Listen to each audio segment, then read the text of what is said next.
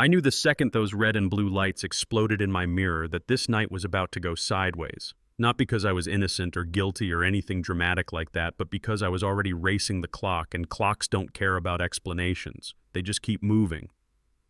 I remember gripping the steering wheel and thinking, not tonight, please, not tonight.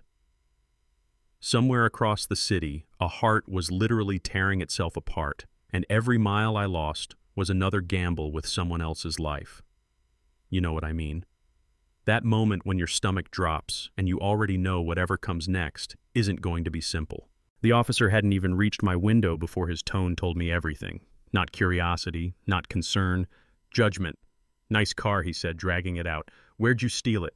I turned on the interior light, hands visible 10 and 2, just like my dad drilled into me when I was 16. I didn't raise my voice, didn't argue. I said what I always say. "Officer, I'm a doctor. I've been called in for an emergency. I need to get to the hospital." He laughed. A sharp, humorless sound. "A doctor. Yeah. That happened." What he didn't know, what he couldn't see through his flashlight and assumptions, was that a woman in her early 50s was lying on a table with her chest being compressed over and over by exhausted hands. What he didn't know was that I was the only cardiothoracic surgeon on call that night.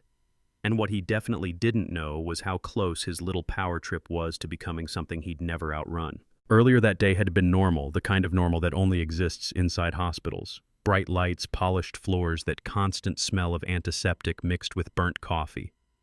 I'd done rounds, answered questions from residents, reassured a family that their daughter was going to make it. They cried. They hugged me. They called me a hero. I smiled and moved on, because if you stop and absorb all of that, it'll crush you.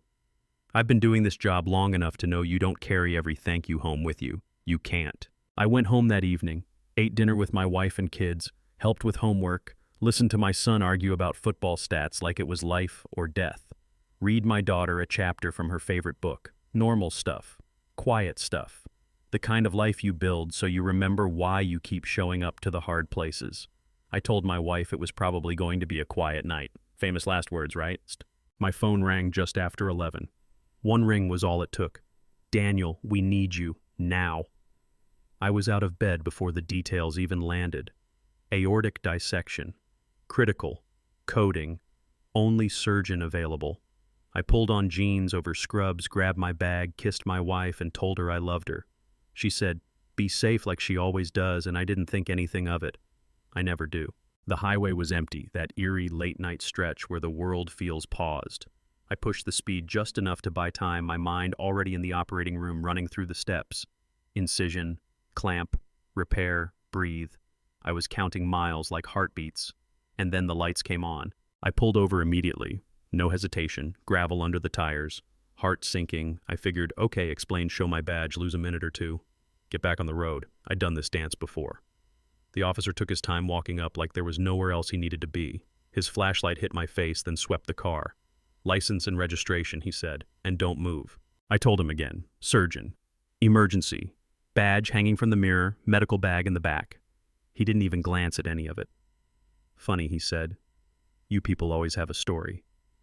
My phone buzzed on the seat. Another call from the hospital. "Don't touch that," he snapped. I said, "That's my surgical team. She's dying." He leaned closer and said, "Then she picked a bad night." There was a second officer standing a little farther back, younger, quieter.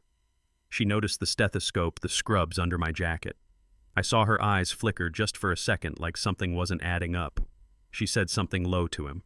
He shut her down with a look. "I decide what's real," he said. Minutes passed. 5, 6, 7. I watched the clock on the dash like it was a heart monitor. Every second felt louder than the last. He ran my license. Clean. No warrants. Everything checked out. It didn't change a thing. He wasn't looking for answers. He was looking for control. He ordered me out of the car. I complied. Cold air cutting through my clothes, hands up. "What are you, really?" he asked. "Dealer runner." I said it again. "Surgeon." Called in from home. He demanded to search the vehicle, opened the trunk, pulled out my medical bag like it was contraband, held up sterile instruments and called them weapons, dumped paperwork onto the shoulder like it was trash. I told him those were protected records. He smirked and said, "Oh, now you're a lawyer too." My phone rang again, louder this time. He grabbed it, answered it. mocked my colleague, hung up, tossed it onto his hood. Something inside me broke then. Not rage, not yet. Helplessness. The kind that settles heavy in your chest and makes it hard to breathe. I begged him. I'm not proud of it, but I did. I said, write me a ticket, arrest me later. Please let me go save her life. He stepped closer, invading my space. You think you're better than me? He said. I looked him in the eye and said, I think I'm late. That's when he told me to get on my knees. The second officer finally spoke up louder now. This is wrong. He threatened her job. She hesitated, then reached for her radio. And that's when another set of headlights pulled up behind us. A man stepped out of the new patrol car. Older, calm, authority without shouting. He took in the scene in seconds. The scattered supplies, my badge, my scrubs. He looked at me and asked, You're the doctor? I said yes. I'm trying to get to emergency surgery. He asked for details, age, condition. I told him. I watched the color drain from his face.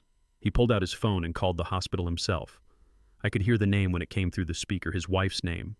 He whispered it like he didn't want it to be real. That patient, he said. That's my wife. Everything went silent. You could feel it. Then everything moved at once. He ordered the officer to hand over his badge and weapon, cleared the route, gave me his car. His voice cracked when he said, Please save her. I drove like nothing else existed. At the hospital we ran. No talking, no time. The surgery was brutal, the kind where muscle memory takes over and your mind shuts out everything else. Her heart stopped twice. We brought it back. Barely. When it was over, I sat down and my hands started shaking. Only then. That's always how it goes. She lived. Later, her husband sat in the waiting room, wrecked, grateful, ashamed. I told him his wife was alive. He cried. I told him I didn't want revenge. I wanted change. The video from the stop went viral. Investigations followed. Charges, trials, consequences. Systems finally forced to look at themselves. But none of that gave those lost minutes back. Weeks later, the woman I saved walked into my office smiling alive. She hugged me like family. That's what stays with me. Not the badge, not the lights, not the humiliation, the life that almost slipped away because someone couldn't imagine that a man who looks like me could be the one holding a heart together. So here's what I want to ask you. If that officer had believed me for just one moment, how different would that night have been? And how many nights like that never make the news? Was it protocol or prejudice, justice or luck? Drop your thoughts in the comments. Share this story. And if you've ever seen something like this happen or lived it yourself, tell it. Because the next life on the line might depend on who speaks up.